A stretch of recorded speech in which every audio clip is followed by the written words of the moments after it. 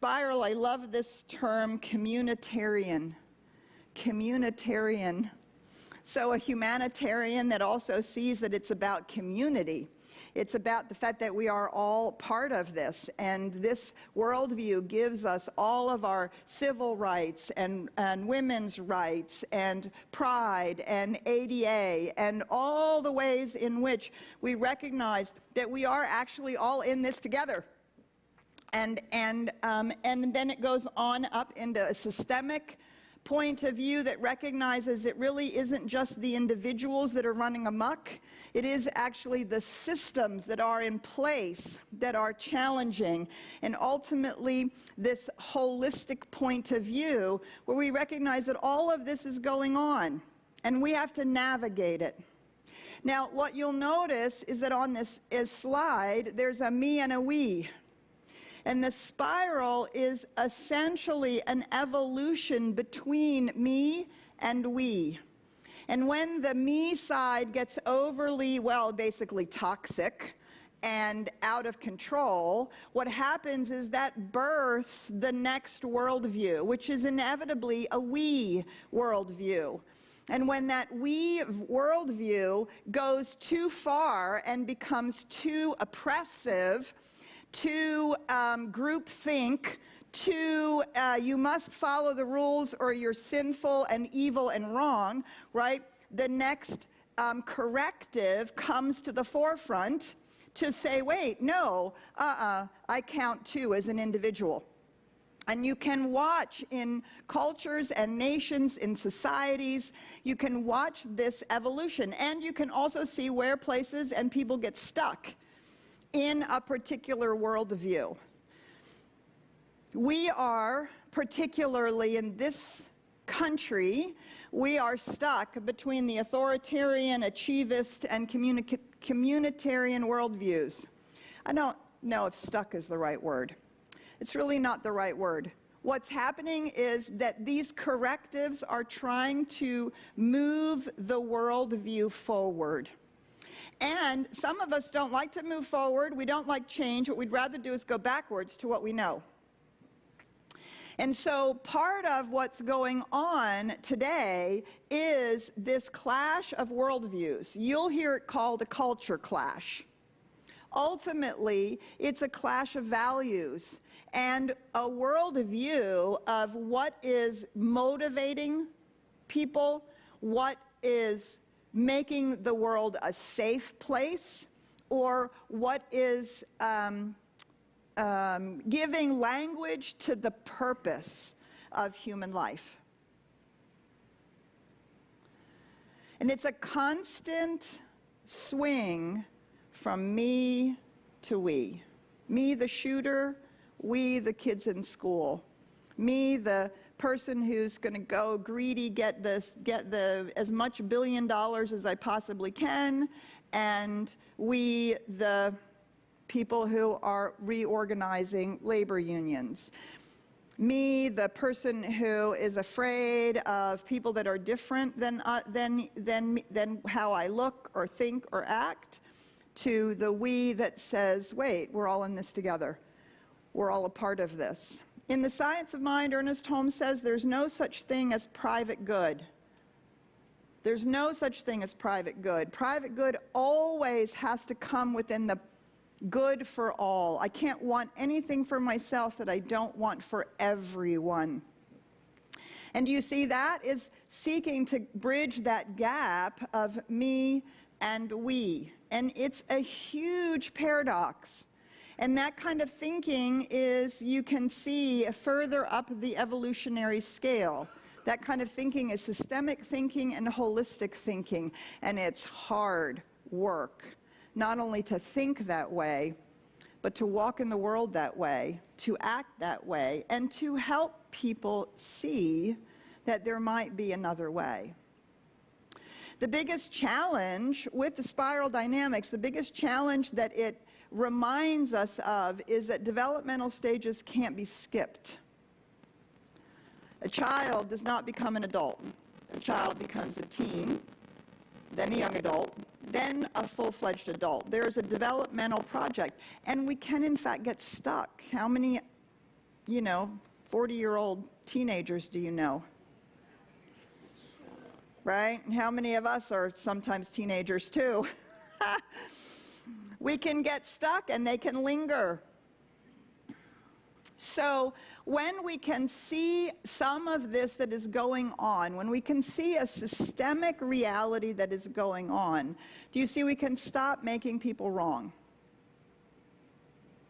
This is one of the ways I'd like for us to reimagine me and we, to bring our spirituality in the world. And that is to stop making people wrong, to stop vilifying those that see it differently, to try to the best of our ability to recognize that individuals' behavior may be out of a worldview or out of fear or out of anger or out of ignorance, but in and of itself, each and every person, human being, is a child of the One, is a divine, individualized manifestation of an infinite life. And this could quite possibly be some of the hardest work we have to do.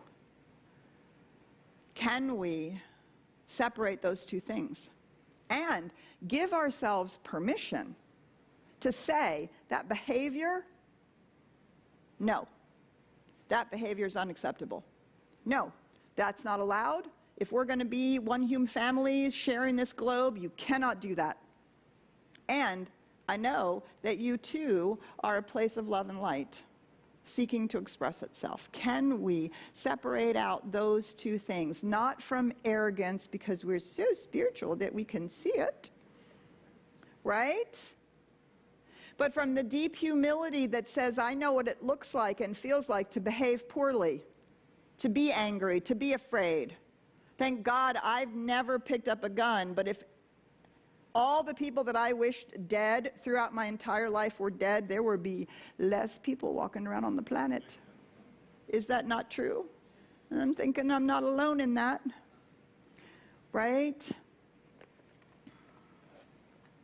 Why do I not follow through on those feelings? Oh, I may think it. Why do I not follow through on those feelings? Why do you not follow through on those feelings? Because you've learned something new. You've learned who you are. And you've learned what it means to stand in relationship to others, to seek to be the best that you can be.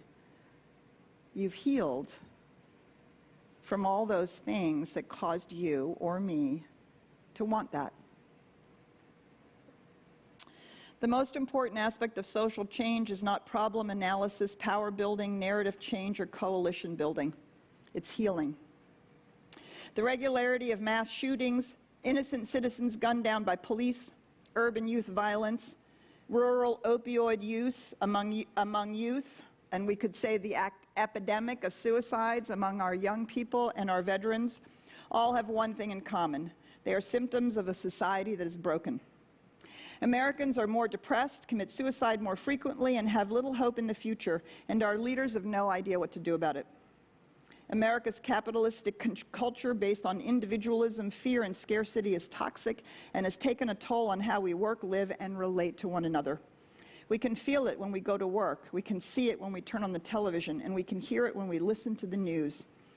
The solution to these challenges won't be found through progressive or conservative politics.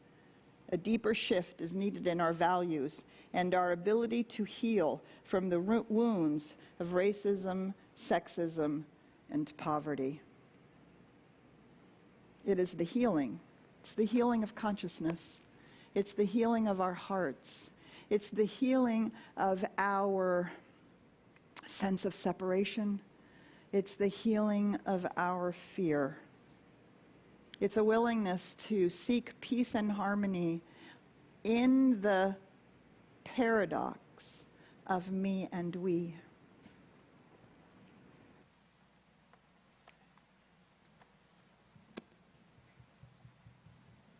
All right. So I'm going to invite you to stand, and those of you at home, if you want to stand, let us sing this not as a hope, not as a wish, but as an affirmation for the light that we are in the world. And 1, 2, ready,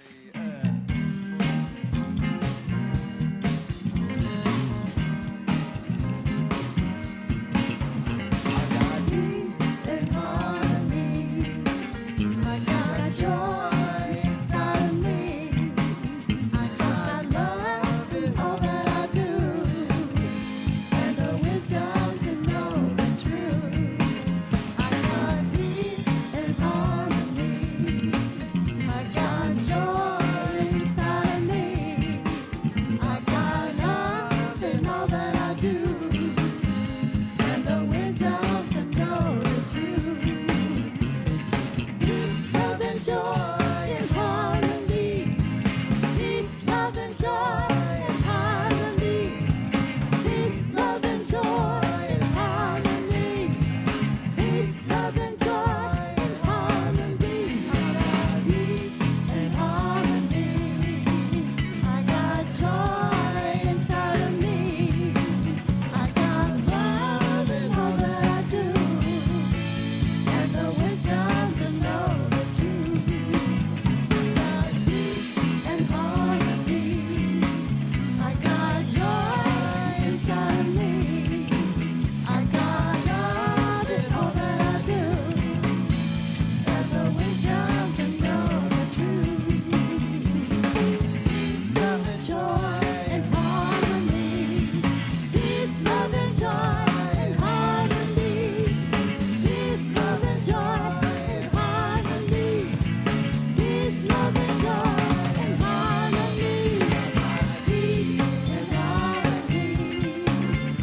I got joy inside of me. I got love in all that I do, and the wisdom to know the truth. I got peace and harmony. I've got joy inside of me. I got love in all that I do, and the wisdom to know the truth.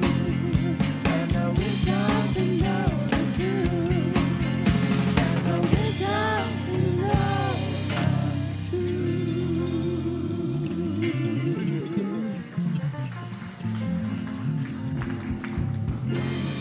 Yeah, thank you so much. Was it a little weird to go from that heavy talk into that song? How do you feel at the end of singing that song? Better, right? That is the practice. Do you see? It is heavy, it is hard, it is challenging, but if we allow ourselves to stay there, we just are staying there, right? And it is awkward and weird and like, I don't feel like being positive right now because I'm feeling all like, and so I kind of did that to you on purpose. Right? So you would feel like, okay, this is weird. Like, what do you mean I'm going to sing about peace and harmony right now? I'm all verklempt about all that's going on in the world.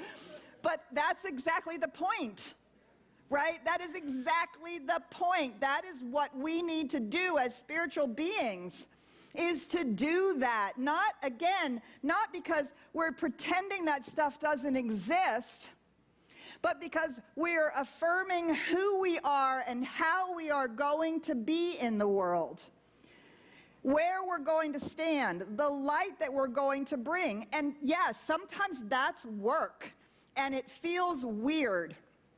And yet when we do it, we feel better. And it's not just that we're feeling better. I promise you that when you do this work, you are marrying the me and the we. You are marrying it because the very work that you're doing to shift your consciousness, to pull yourself out of the fear or the sense of separation or the anxiety or the depression or whatever it is that you're feeling, right? As you pull yourself out of that and stand on awakened humanity, you are shifting consciousness for the we, not just for yourself. And this is why this work is so critically important and why it matters that we're doing it, especially in the moments that are the hardest. takes practice, diligent, constant awareness, and then to practice. Where can I stand? Where can I go to shift my heart, my mind? Not, again, I want to say this over and over and over again, not to pretend it's not happening, not in some magical, wishful thinking, Pollyannish, if I just be good, everything will be fine. No, but to recognize that we are contributing to the healing by not being pulled into the rabbit hole of, it's always been this way, it'll never be any different. That is the most significant rabbit hole that we have to continually move ourselves out of. One of the ways that, let me start that sentence over again. One of the reasons it's so difficult to do what we just did is because we are constantly confronted by the polarity that we're dealing with. The polarity of how good our life is and how bad it is for others. The polarity of how bad we feel about the news, heartbroken, and how much we can experience the love in our community or in our meditation practice. You see, these are called polarities. And one of the things that we can do, this is the other framework that I use to really pay attention to what's going on for me and what's going on around me, is to really recognize that we're constantly in the space-time continuum, we're dealing with the pairs of opposites. The Hindus have been preaching this for God knows how many thousand years. Right? While the infinite is absolute, there's only joy, there's only love, there's only beauty, actually there's only the potential for those things in its absolute state. The moment that it's expressed into finite reality, into the space-time continuum, instantly in that moment you have the polarity of it's expressed or it's not. It's fully present or it's not. And this is the constant challenge of living in the human experience. While our spirit is always working to be grounded in the truth, the human experience is this constant flow of polarities. And it's not dissimilar to what I just showed you in spiral dynamics, the polarity of me and we, right? And that is an evolutionary process. Each time we go too far on the me or the we, and then the worldview begins to correct itself. A new awakening happens within the collective consciousness, and a new idea gets birthed, and it pulls us and awakens us into the opposite direction. And each one is intended to be a corrective when the one before has gotten too far out of alignment. That's called polarity management. And what we have to do for ourselves is to manage our own polarity. Our own polarity of being pulled into the challenge of the very real world things that are going on, and our desire and our moments of experiencing deep and profound centeredness and love and all is well with the world, right? And the challenge that we have is that we don't, okay, that was 3 sentences. I was trying to start all at the same time. Okay, so the challenge is you cannot stop the polarity. Sorry to say, because it's part of the human condition. Just like you can't say in the finite space-time continuum, I'm going to be so spiritual that I'm never going to have to deal with up and down ever again. Right, good luck with that, because it's in the fabric of the space-time continuum, the polarities, the pairs of opposites. That's what it means to be expressed in the finite forms.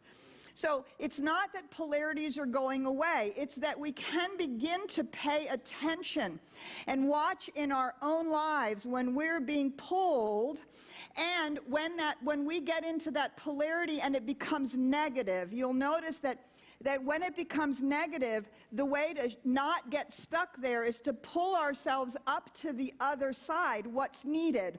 So if I'm feeling overwhelmed, depressed, utterly dumbfounded or angry about what's going on in the world, and I find myself stuck in there, right?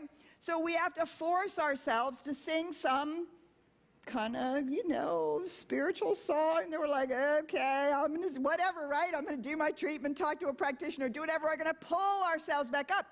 But we can pull ourselves up over there so much that we do a spiritual bypass.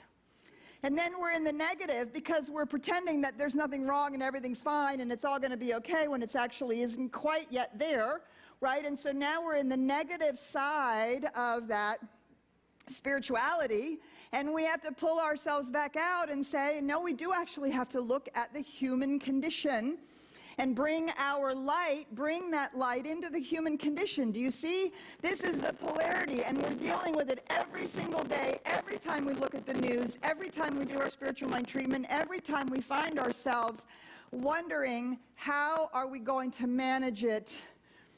It's a little exhausting, isn't it? What I want to do is normalize it for you. You're not doing anything wrong. You're not. It is exhausting. It's exhausting when we try to flatten it. It's exhausting when we try to pretend it's not happening. It's exhausting when we think it shouldn't be happening. But if we can recognize that this is a normal part of the human condition, our spirit is infinite, and it is big enough to hold the polarity. It's big enough to hold the paradox. The last thing I want to read to you from this book, The Four Pivots. So the question is, are we devolving or evolving in our collective capacity to engage in conflicting ideas and in conflict itself? How do we discern when to hold someone accountable and when to deploy grace? How do we learn to elegantly dance between the two? These questions ultimately will advance our discourse and movement in transformative ways. This is the question for ourselves and how we are engaging with others. To dance in the polarity. When are you going to hold someone accountable for an inappropriate behavior? And when do you give grace? When do you do that for yourself? When do you hold yourself accountable for having fallen into the negative, for vilifying someone on the other side? And when do you give yourself grace? How do you pull yourself out? Do you see? It is our spiritual grounding, the infinite reality of the truth of our being, that gives us that container. And when we can be in that container, we can create a circle. We create a circle of love. So this is going to be our spiritual mind treatment for today. I invite you to open your heart and open your minds, and let's build a circle of love.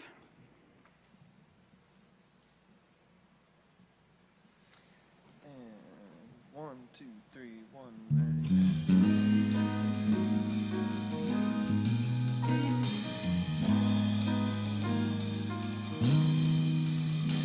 Step out of the circle of time and into the circle of hope.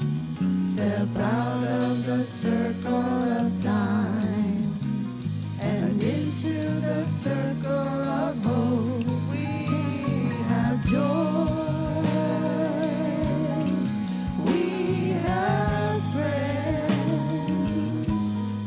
we are so grateful for love that will end. Step out of the circle of time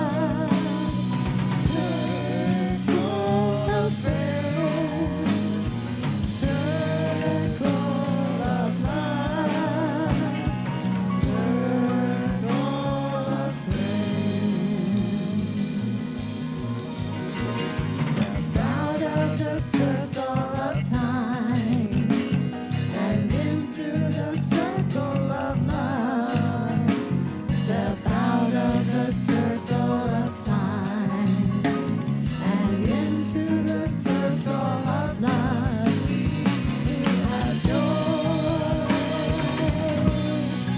We have friends. We are so careful. Our love never ends. Our love never ends. Our love never ends.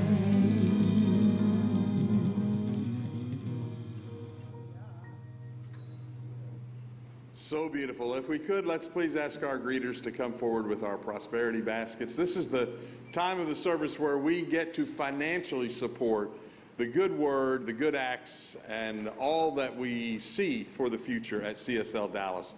We want to support each other in every way. Every little bit helps, and every grand amount makes a difference as well.